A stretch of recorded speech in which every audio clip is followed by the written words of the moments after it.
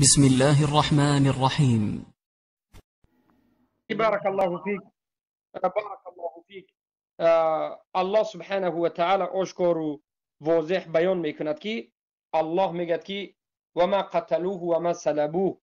الله میگد که یهودها نکشتند عیسی را و صلیب هم نزدند و نکشیدند، ضرب هم نکشیدند، بلکه بل رفعه الله الیه، بلکه الله خودش برداشت. و بعد از این حدیث های صحیح است که پیامبر صلی الله علیه و سلم میگن که در آخر زمان عیسی گشته میگن و ما به این ایمان داریم. پس معنای آیت دیگر است که مفسرین بیان میکنند. بارک الله فیکم.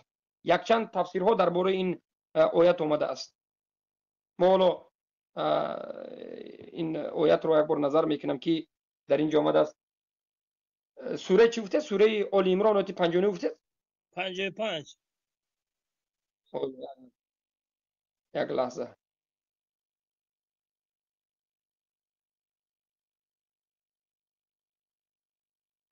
بله هم خیلی آیت هست، ما به شما بیان میکنیم حقیقت امرش. بارك الله فيكم.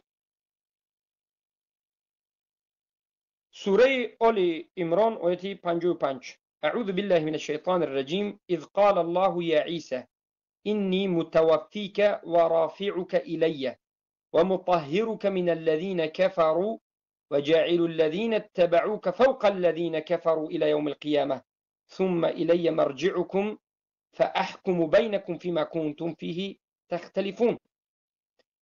زمانی که الله سبحانه و تعالی گفت ای عیسی اینی متوفیک، معنای تحت اللفظیش یعنی من تو رو میمیرانم، و رافعک الیه و به سوی خودم میبردارم و تو را پاک میکنم و آنهایی که کافر شده اند آنها را پست میگذارم از اون کسایی که ایمان آوردن. یعنی ایمان آورده هایی که به تو ایمان آورده اند اونها را درجهشون بلند میکنم و اون کسایی که به تو کفر ورزیدن اونها را پست میکنم. در اینجا مفسرین نظر میکنیم. بارك الله فيكم. إذ قال الله يا عيسى إني متوفيك ورافعك إليه ومطهر من الذين كفروا فرفع الله عبده ورسوله عيسى إليه وألقى شبيهه على غيره فأخذوه من ألقي شبيهه عليه فقتلوه وصلبوه وباءوا بالاسم العظيم أنه بنيتهم أنهم رسول الله. قال الله وما قتلوه وما صلبوه ولكن شبه لهم. وفي هذه الآية دليل على علو الله تعالى واستوائه على عرشه حقيقة، كما دلت على ذلك النصوص القرآنية والأحاديث النبوية التي تلقاها أهل السنة بالقبول والإيمان والتسليم. وكان الله عزيزا قويا قاهرا، ومن عزته أن كف بني إسرائيل بعد عزمهم الجازم وعدم المعني لهم أن قتل عيسى عليه السلام كما قال تعالى وإذ كففت بني إسرائيل. يعني در اینجا سعدی گفته شدن که الله سبحانه و تعالی یک انسان را مانند به حضرت عیسی کرد. یهودی ها آمدند و همین انسان مانند شده به حضرت عیسی را قتل کردند و کشتند و گمان کردند که حضرت عیسی را کشتند، اما الله حضرت عیسی را به بالا گرفت. بارک الله فیکم. و این بود تفسیری کی؟ تفسیر سعدی. نظر میکنیم به تفسیر بغوی. در تفسیر بغوی آمده است در همین آیت 55 سوره آل عمران که اذ قال الله یا عیسی اینی متوفیک و رافعک الیه، میگن که اختلفوا فی معنی التوفی ها هنا. امام البغوی الخراسانی رحمه الله تعالی گفتند که علما اختلاف کردند در بالای همون متوفیک ای توفی، ما تو را میمیرانیم به لغویش. علما اختلاف کردند. قال الحسن البصری، حسن بصری و کلبی و ابن جریج گفتند که اینی قابضک و رافعک فی الدنیا الی من غیر موت. ببینید معنای متوفی که اگر از نظری لغت نظر کنید معنای چی است؟ ما تو را میکشیم، یعنی میمیرانیم، جان تو را میگیریم. اما ما باید تفسیر قرآن را فقط به معنای لغوی نیم. برای همین میگیم که قرآن و سنت را به فهمی سلف میگیریم. بغوی روایت میکنند از سلف حسن بصری کی بودند؟ تابعین کبار تابعین، کلبی، ابن جریج و غیره روایت میکنند که معنای متوفی که چی بود است در این آیت؟ ای قابضک، ما تو را میگیریم. به معنای چی؟ رافعک، بلند میکنیم، بالا به میبراریم. فی دنیا، در دنیا. ای اینی متوفیک، ای عیسی ما تو را درجه در دنیا بلند میکنیم. و از دنیا به نزدمون میبرداریم بدون موت، بدون مرگ. به این دلالت میکند گفتن سخن الله سبحانه و تعالی به همین معنی داد دلالت میکند. سخن الله دیگر آیت همین آیت شرح میتونه. گفتن سوره مائده آیه 117 نظر کنید. فلما توفیتنی ای قبضتنی الى السماء و انا حی. همه علمای مفسرین اتفاق میکنند که همین سوره مائده آیه 117 که کلمه توفیتنی آمده است، یعنی مرا میرانیدی، لغوی نظر میکنید. همه علما سلف صالح اتفاق میکنند که معناش فلما توفیتنی، این معناش همین است که ای الله زمانی که تو مرا گرفتی و به آسمان برداشتی، بالا بردی، در حالت زنده هستم.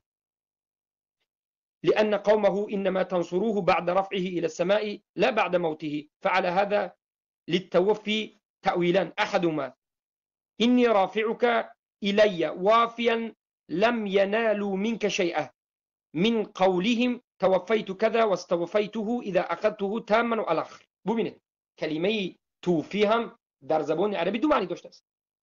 گفتند امام بغوی رحمه الله که معنای توفی، کلمه که توفی میگوید، دو تفسیر و دو معنی دارد. یکمش این است که سوره مائده آیت 55 اذ قال الله، زمانی که الله گفت که یا عیسی انی متوفیک، من تو را متوفیک، معناش یکمش همین بود است که یعنی من تو را میبردارم از دنیا به نزد خودم به آسمان. متوفیک چی؟ در حالتی که وافیان، یعنی کاملا در حالت امن و امانی و به تو هیچ مشکلی نمیرسد. تماما. بارک الله فیکم. پس این گفتن حتی در زبان لغت عربی معناش همین است که قولهم توفیتو کذا و استوفیتوه، یک چیز مرانیدم بگوید، یعنی توفیتو گوید در زبان عربی مرانیدم یک بار ترجمه نشد، بلکه اخذتوه میشه. اخذتوه یعنی در اینجا الله چی گفته است؟ اینی متوفیک. متوفیک یعنی ای عیسی من تو را میگیرم و رافعک و میبردارم. یعنی الله ملائکه ها را امر کرد که عیسی را بگیرند و در دستهایشان بردارند. خیلی که با دستهایشان گشته از دو طرف دست عیسی قاپیده میفرورند. الله اکبر.